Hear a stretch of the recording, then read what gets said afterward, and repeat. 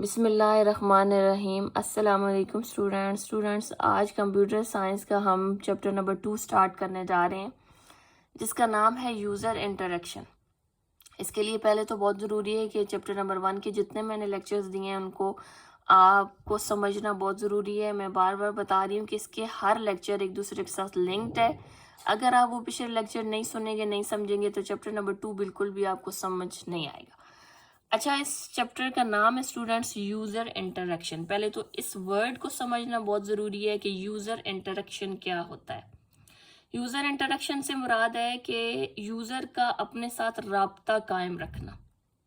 अच्छा, राब्ता कायम रखने से ये मुराद है कि जैसे कि हम तो प्रोग्रामिंग कर रहे हैं ना, यूज़र से किस तरह इनपुट लेनी है, उसको किस तरह आउटपुट दिखानी है, ये सारे काम एक सॉफ्टवेयर के अंदर होने चाहिए। तब यूज़र एक सॉफ्टवेयर के साथ इंटरेक्ट रहता है, उसका एक सॉफ्टवेयर के साथ ताल्लुक कायम रहता है।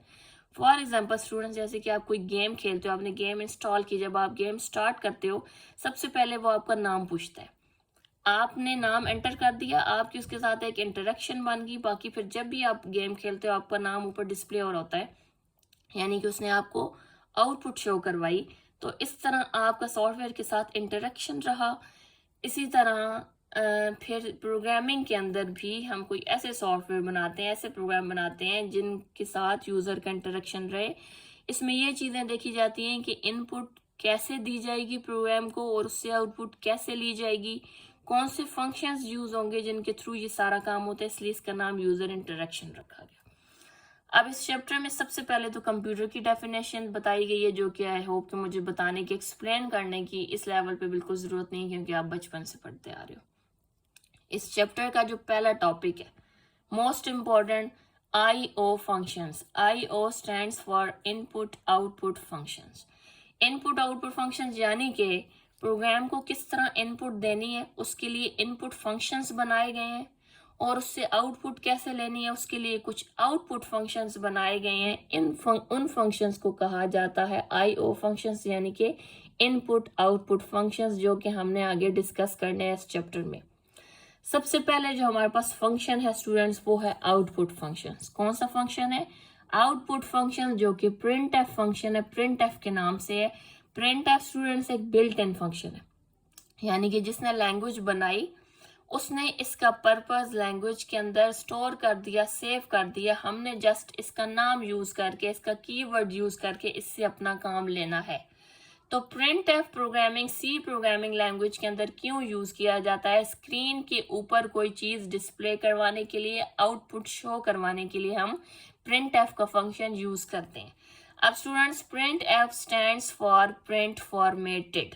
ठीक है, इसका मतलब है प्रिंट फॉर्मेटेड। फॉर्मेटेड से मुराद है कि जो चीज आपने स्क्रीन के ऊपर डिस्प्ले करवानी है, जैसी आउटपुट, उसको हम अपनी मर्जी से सेट कर सकते हैं। उसकी सेटिंग, उसका डिस्प्ले अपनी मर्जी से फॉर्मेट उसका सेट कर सकते हैं। इस चीज को कहते हैं फॉर्मेटेड आउटपुट। अब प्रिंट एफ की एक फंक्शन, एक एग्जांपल देखते हैं student.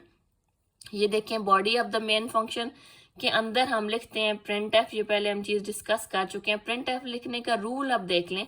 Print F, then without space हम ब्रैकेट डालते हैं, उसके बाद आती हैं इन्वर्टेड कॉमास। इन्वर्टेड कॉमास के अंदर हम वो लिखते हैं जो चीज हमने डिस्प्ले करवानी है स्क्रीन के ऊपर, यानी कि हेलो वर्ल्ड, उसके बाद inverted comma, close bracket, close, और फिर सेमी कॉलन। सेमी कॉलन क्यों लगाया जाता है ये हम इंशाल्लाह आगे डिस्कस करेंगे। देखें, जब हमें आउटपुट मिली तो जस्ट लिखा हुआ है हेलो वर्ल्ड और कुछ भी नहीं। इसका मतलब है कि प्रिंट एफ में इन्वर्टेड कॉमास के अंदर आप जो कुछ लिखेंगे वो स्क्रीन के ऊपर डिस्प्ले होगा। ठीक है, और प्रिंट एफ ना सिर्फ स्क्रीन के ऊपर कुछ शो करवाने के लिए, यूजर को कुछ डिस्प्ले, आउटपुट डिस्प्ले करवाने के लिए यूज होती है, बल्कि वेरिएबल्स की वैल्यू भी डिस्प्ले करवाने के लिए हम प्रिंट एफ का फंक्शन यूज करते हैं।